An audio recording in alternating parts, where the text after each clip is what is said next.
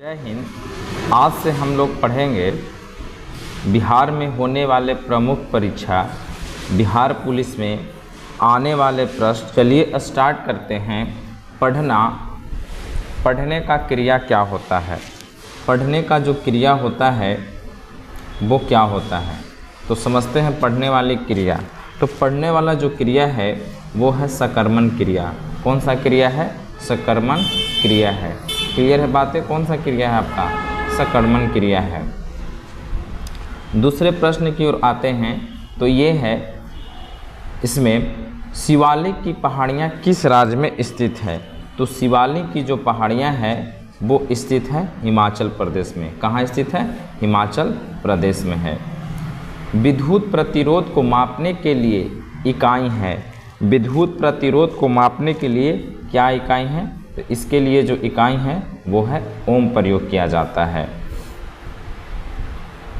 Fill in the blanks with the suitable grey down.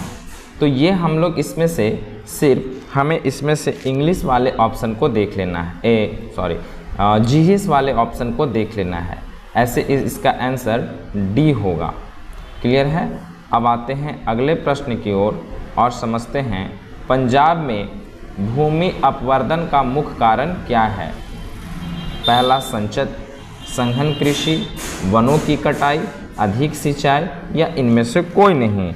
तो इसमें से है संघन कृषि है। क्लियर है बातें? अब आते हैं आगे। सतत पोषीय विकास से क्या अभिप्राय है? ऐसा विकास जिससे पर्यावरण दूषित हो, ऐसा विकास जो कुछ समय के लिए हो, विकास जिसमें पर्यावरण का कोई हानि नहीं हो। तो इसके लिए जो ऑप्शन सबसे बेहतर है, विकास जिसमें पर्यावरण का कोई हानि ना पहुँचे। विकास जिसमें पर्यावरण का कोई हानि नहीं पहुँचे। आते हैं सातवें प्रश्न की ओर और सातवां प्रश्न जो है आपका, पोलियो तथा चेचक की बीमारी से होने का क्या कारण है? पोलियो तथा चेचक के होने का क्या कारण है? इसके जो कारण हैं वो हैं जीवाणु, कवक, विषाणु या कीड़े। इसका सबसे बढ़िया जो आंसर है वो है कौन सा? विषाणु है। क्लियर है बातें? विषाणु। अब आते हैं 9 नंबर प्रश्न पे। इनमें से कौन सा मछली नहीं है? देखिए बहुत अच्छे प्रश्न है। इनमें से कौन सा मछली नहीं है? सार्क, हवेल, राहु, एलिट्रिक्स। तो इसमें से कौन सा नहीं है? तो ये है आपका हवेल है। क्लियर है बातें? कौन सा है? हवेल। अब आते हैं अगले प्रश्न की ओर और समझते हैं। 10वें प्रश्न की ओर आते हैं और इसमें से 10वां जो प्रश्न है हमारा वो कह रहा है कि संयुक्त राष्ट्र सुरक्षा परिषद के अस्थायी सदस्य देशों का नाम बताना है। तो कौन सा अस्थायी देश है? देखिए हम आपको इसको पढ़ा चुके भी हैं, तो आपको बताना है कौन सा अस्थायी देश है। तो देखिए भारत, पाकिस्तान, श्रीलंका, अमेरिका या चीन। ऑप्शन बी में है श्रीलंका, बांग्लादेश, फ्रांस, चीन एवं जापान। तो इसका जो सबसे बढ़िया जो आंसर है वो है आपका, कौन सा आंसर जाएगा? देखिए देख के बताइए आप। इसका आंसर जाएगा डी जाएगा। इसका एक हम ट्रिक भी बताए थे, ABCFR। देखिए इसमें सारे देश शामिल हो जाते हैं, ABCFR। देखिए A से बनेगा अमेरिका, B से बनेगा ब्रिटेन यानी UK, C से चाइना, F से फ्रांस और R से बनेगा रसिया। अब आते हैं 11वें नंबर प्रश्न पे। पयोथी समानार्थक शब्द, पयोथी समानार्थक जो शब्द है वो कौन सा है? तो इसमें देखिएगा ये है समानार्थक शब्द दूध का, दुग्ध का, दूध का, वारी का या समुद्र का। इसका जो राइट आंसर है वो है समुद्र है। अब आते हैं अगले प्रश्न की ओर और यहाँ पे समझते हैं कि जीएसटी का कानून लागू करने वाला पहला राज्य। बहुत इंपॉर्टेंट प्रश्न है, जीएसटी लागू करने वाला पहला राज्य कौन सा है? तो जीएसटी लागू करने वाला पहला राज्य कौन सा है? असम है। याद रहेगा कौन सा राज्य है? असम है। अगले प्रश्न की ओर आते हैं, 15वें नंबर प्रश्न की ओर, और इसमें जो प्रश्न है, पानी को रोगाणु मुक्त करने के लिए उपयोग किए जाने वाले रसायन का क्या नाम है? तो उपयोग किए जाने वाले रसायन का क्या नाम है? क्लोरीन या ओजोन। तो ये दोनों नाम है, तो इसका आंसर क्या चला जाएगा? इनमें से दोनों। ठीक है, चलिए अगला प्रश्न है, भारत की सबसे पुरानी पर्वत श्रृंखला का क्या नाम है? तो क्या कौन सा नाम है?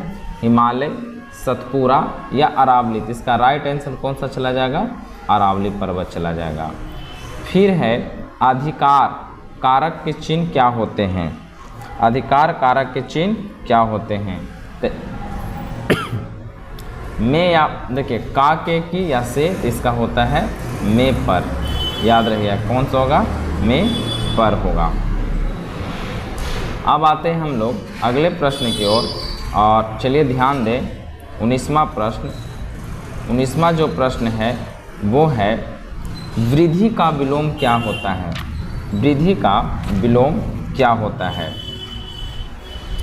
यानी अतिवृद्धि, अवृद्धि, कम वृद्धि या क्षय। इसका विलोम क्या होगा?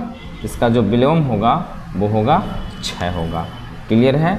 अब आते हैं इस नंबर पे। तो मैथ हम भी इसमें से भी देख लेंगे, एक ऐसे वीडियो जिसमें लाएंगे जिसमें मैथ आपको बताएंगे। तो ये मैथ आप खुद से सॉल्व कर लीजिएगा। अभी हम सिर्फ बात कर रहे हैं, जीएस की बात कर रहे हैं। तो चलिए अगले प्रश्न, उत्तक जो पौधों में जल परिवहन में मदद करता है, जल परिवहन में मदद करता है, तो क्या होगा आंसर इसका? फ्लोएम, जाइलम, प्रकाइमा, ऊपर में सभी। तो आपको इसका आंसर बताना है। तो जाइलम जो होता है जल का परिवहन करता है। क्लियर है? दास कैपिटल के लेखक कौन है? दास कैपिटल के लेखक कौन है आप बताइए? इसका रूसो होगा, गुटेनबर्ग होगा या फिर कार्ल मार्क्स होता है? इसका आंसर हो जाएगा कार्ल मार्क्स। देखिए ये भी हमारे द्वारा पढ़ाया गया प्रश्न है। मानव खोपड़ी में कुल कितनी हड्डियां होती है? तो मानव खोपड़ी में जो कुल कितनी हड्डियां होती है, इसमें जो हड्डी होती है कितना होता है? 22। अरब सागर में स्थित भारत के द्वीप समूह का नाम बताइए। अरब सागर में कौन सा द्वीप समूह है? अरब सागर। तो अरब सागर अब देखिएगा, अगर भारत हम बना रहे हैं तो ईस्ट साइड का जो एरिया है ये है अरब सागर। इसमें कौन सा द्वीप समूह है बताइए? इसमें हो जाएगा कौन सा? लक्षद्वीप। अगले प्रश्न की ओर आते हैं और यहाँ समझते हैं 26वां नंबर प्रश्न। परमाणु के उत्तक के चारों ओर वृत्ताकार पथ में इलेक्ट्रॉन बिना ऊर्जा खोए घूमते हैं, यह किस वैज्ञानिक के द्वारा बताया गया है? बहुत इंपॉर्टेंट प्रश्न है। तो इसमें किस वैज्ञानिक के द्वारा बताया गया है? तो क्या जे थॉमसन थे, चैडविक थे, रोजेंटन थे, कौन थे? तो इनका नाम था वार। साइंस के प्रश्न हैं। अब यहाँ से देखते हैं, परमाणु ऊर्जा पैदा करने के लिए खनिज का उपयोग किया जाता है। परमाणु ऊर्जा पैदा करने के लिए खनिज का उपयोग किया जाता है। कोयला, फर्स्ट ऑप्शन है कोयला, दूसरा है बॉक्साइड, तीसरा है यूरेनियम और चौथा है कॉपर। इसका आंसर क्या चला जाएगा? यूरेनियम चला जाएगा।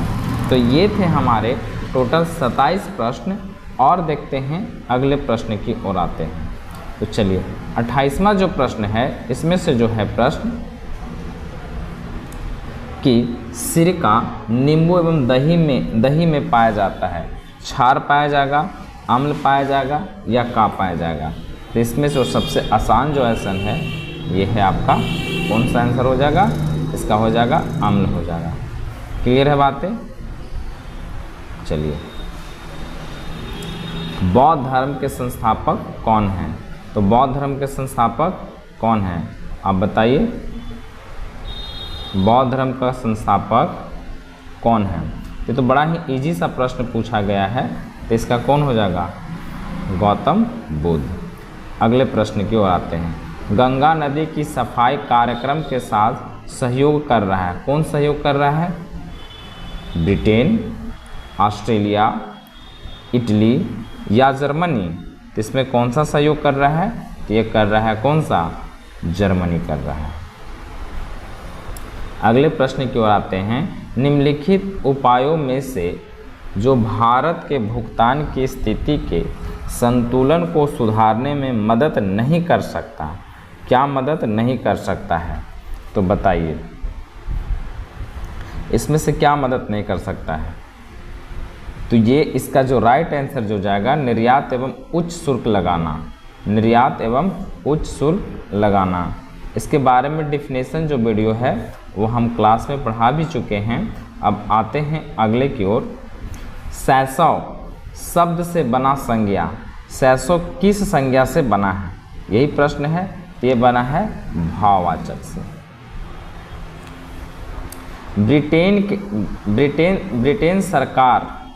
ब्रिटेन शासक के दौरान भारतीय हस्तशिल्पों के क्षय का प्रमुख कारण क्या है? तो इसका आपका आंसर बताना है।